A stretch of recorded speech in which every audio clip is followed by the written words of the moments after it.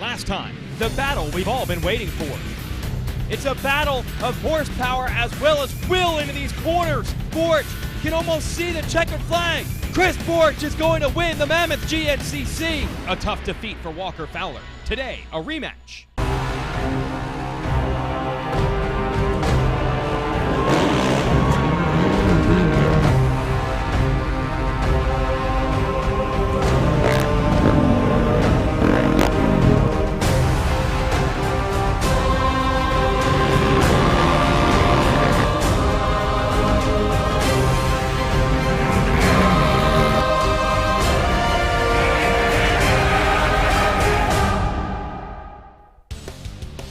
Hello everyone, welcome to RacerTV for the first ever Dunlop Limestone 100 GNCC in Indiana. Jason Wygant here to give you the call, and if you haven't watched the Can-Am Grand National Cross Country Series before, here's a brief primer. Today we're going to watch the fastest ATV riders in the world take on some of the nastiest terrain in a 2-hour endurance and speed contest. Chris Borch, your 3-time and defending Grand National Cross Country champ, is your points leader. He narrowly edged out Walker Fowler at our last event. A lot of other riders gunning for Borch as well, not just Fowler, but don't forget the 341 of Brian Wolf. Started the year out injured, but we know that the family man and the working man has the speed on weekends to deliver wins. He's done it before. Let's get to know Brian Wolf. I've always been around the motocross and woods racing for a while now. Work a full-time railroad construction job. My wife's a ER nurse, and this is just a weekend sport that we try to do the best that we can at and put every last effort we have into it. So it's exciting just to bring the family. The kids love to do it. The kids have four-wheelers. They just love to go out in the yard and ride around, and it's almost like whatever we do, there's a four-wheeler involved. Well, we had high hopes of the season being a good year, but we were down in Florida training, and I ended up getting an infection in the right hand. And the night before the first national, we had to go to the emergency room, and they had to cut it open and lance it and pack it full of gauze. It's been kind of a frustrating ordeal, but another round or two and we'll be back up top. Wolf is based out of Ohio, so is this young man, Walker Fowler, who, like we said, was narrowly edged out by Chris Borch in the last race. There's Taylor Kaiser, the only other rider besides Borch, who you see here, to win a race this year. Borch has won 4 out of 5. Don't forget Adam McGill, still dialing in his Honda this year. He's certainly going to be a contender. Lots of competition today, and on an all-new racetrack, really hard to pick a favorite. Looks like it's time to clear the decks, turn the engines off, and get ready for the green flag. We're going to go racing here in Indiana.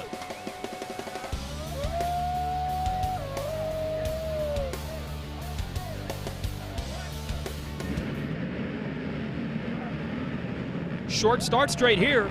Looks like the number 5, Fowler, on the inside, going to try to control it. But it's going to be the number 7, Jared McClure, who gets the whole shot award and then plows wide. Look out for the 26. That is Derek Swartfager, a motocrosser, who's up front.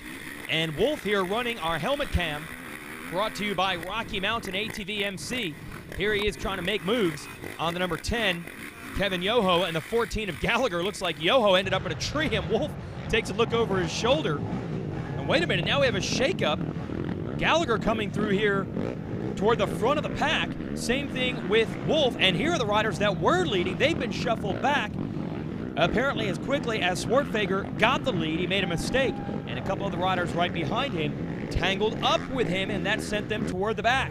So right now, it's Johnny G, the very popular veteran out of Aurora, Ohio, leading the way. And these guys are deep down in the trenches. Looks like that pack that got held up has now caught back up to the leaders. And we've got about the top 10 or 12 riders all in one spot. There is Borch on the number 1. Bad start for him. That won't concern him. Oh, we got a pass for the lead. Yoho able to get around Gallagher. And nice job, Brian Wolf, providing us with first-rate footage of that pass with this Rocky Mountain helmet cam. Boy, is this track tight and technical. Look at Wolf trying to blaze a new trail, trying to get the second-place spot from Gallagher. He is on the gas, and Yoho is wrapped up in a tree. Let's see if this line pays off. Yes, it does. Brian Wolf from 3rd to 1st, and that's the way you have to do it when we're racing on a GNCC course for the first time. He took a big risk, and it paid off. And those three are still out front. Then it's McGill, here is Kaiser, and Craig Bauman coming through next. So you can see a lot of riders have gotten tangled up out here. That has not only put Wolf into the lead, but every time we look at that pack from 5th on back, it changes completely. Now Fowler suddenly up to the number 2 spot ahead of Yoho and McGill and Kaiser. And here is Bauman.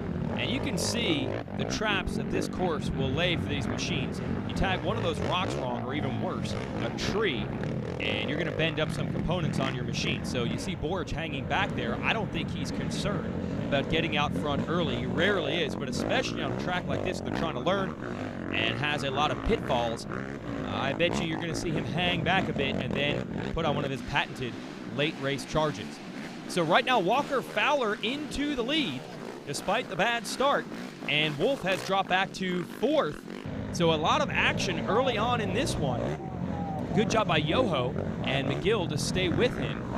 And next up, you're going to see Kaiser, and here is Jared McClure on the Coastal Drilling National Guard Honda. Then it's the Can-Am of Bithell and Suzuki of Chris Borich.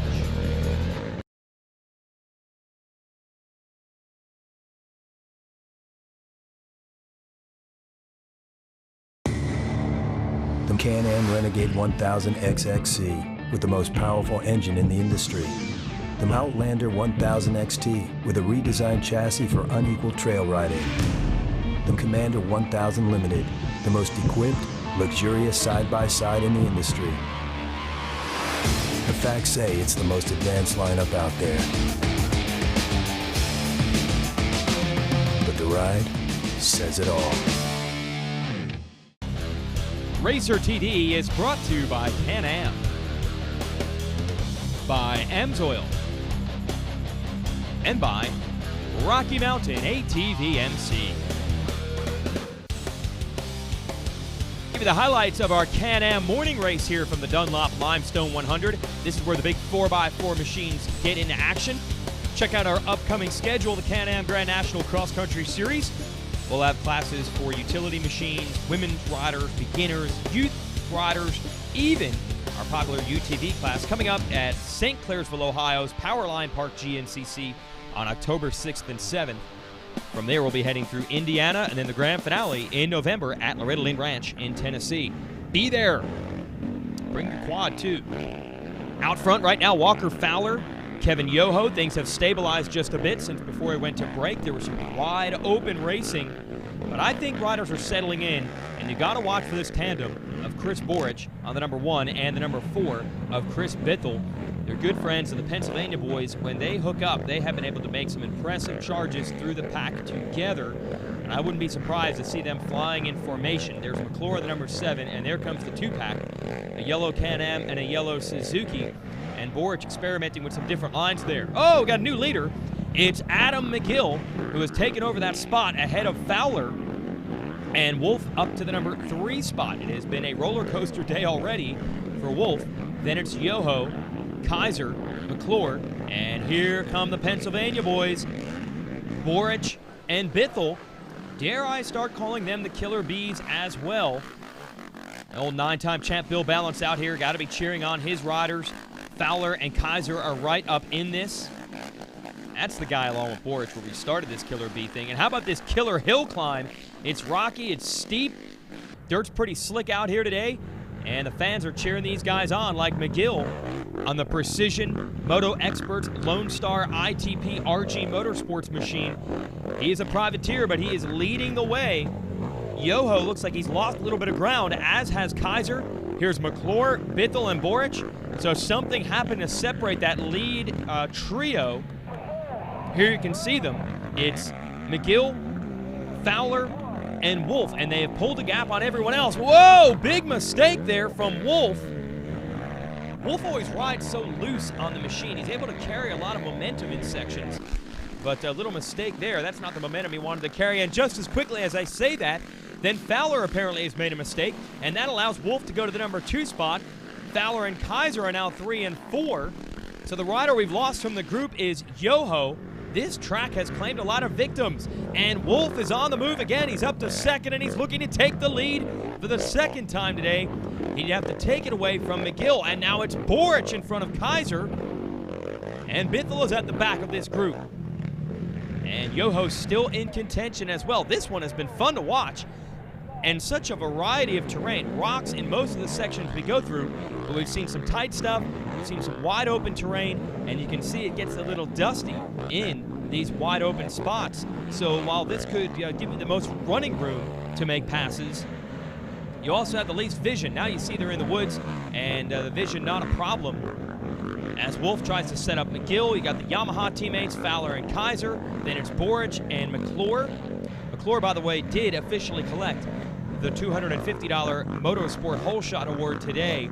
It's quickly edged out by Swartfager, and he has been in a come-from-behind mode all the way. And what line was that from Kaiser? And Bithell and Yoho are going to follow him right through, save a little bit of energy. Now, the official rule, you see some of the banners in the trees and the arrows. That'll guide the riders around. You need to stay within 15 feet of those arrows, so that's not a illegal course cut. It's a line that could pay off later today. When it's time to get ready to ride and you need gear, it's time to go to RockyMountainATV.com. With the largest selection of ATV parts, apparel, and accessories, we have what you need at deep discounts. We have a huge state-of-the-art facility that ensures your order ships out quickly with accuracy that's second to none. Most items ship free and arrive at your door in 3 days or less. Visit our industry-leading website, RockyMountainATV.com today for the best prices, quickest shipping, online support, and largest in-stock selection around. RockyMountainATV.com. Get ready. RacerTV is brought to you by Can-Am, by Amsoil, and by Rocky Mountain ATV MC. Let's give you the highlights of our Can-Am morning race. We always say the women's class is as competitive as anything else out here. Here's your proof. Look at Angel Atwell and Tracy Checo just bumping and bashing early on, and then a nice line here from Checo. Then Atwell would get back into the lead. Angel, former champion in this class, trying to get it back from Checo this year, and it would pay off. She would win the women's class today on her Honda. Into the utility classes, another classic battle. Brian Buchanan, Zach Sikowski, Michael Swift, Andrew Langston. These guys are in battles like this just about every week. It's amazing what they could put these Can-Am Outlanders through. They really haul. You're talking 800cc and some great four-wheel independent suspension on these machines, kind of masks all the weight. And of course, four-wheel drive is nice on some of the ups and downs. Checkered flag in this one would go to Buchanan. He has won all but one race in that class this year. And of course, the dominator of the morning races, 50-plus-year-old Dave Simmons out of Ohio, railing to another morning race overall win. He is building quite a dynasty in this class. And smarter rider, knows how to take the right lines. And you can see what's interesting in this morning race. You'll get a nice mix of the women's riders, the beginners, and the seniors like Simmons in with the utility machines. And depending on the conditions and the terrain, we see the overall get all sorts of mixed up. Today, there's your top three: Atwell, Simmons, and Buchanan. That's a utility machine, a 50-plus rider, and a woman all the way in the top three overall. You cannot ask for more diverse racing than that. And back to our pro class. Adam McGill still leading the way, but for how long? Look at the competition. Top 7 riders are all right there, including Chris Boric, who's on the move now.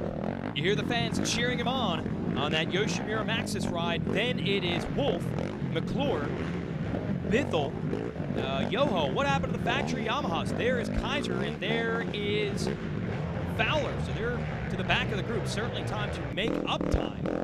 But remember, Fowler was leading this one early on. Pretty rocky this course. Everyone running tire balls now. Those are actual inflatable inserts inside the tires. It has made these machines virtually flat-proof, and it has completely changed the way the riders can attack these rough, rocky courses.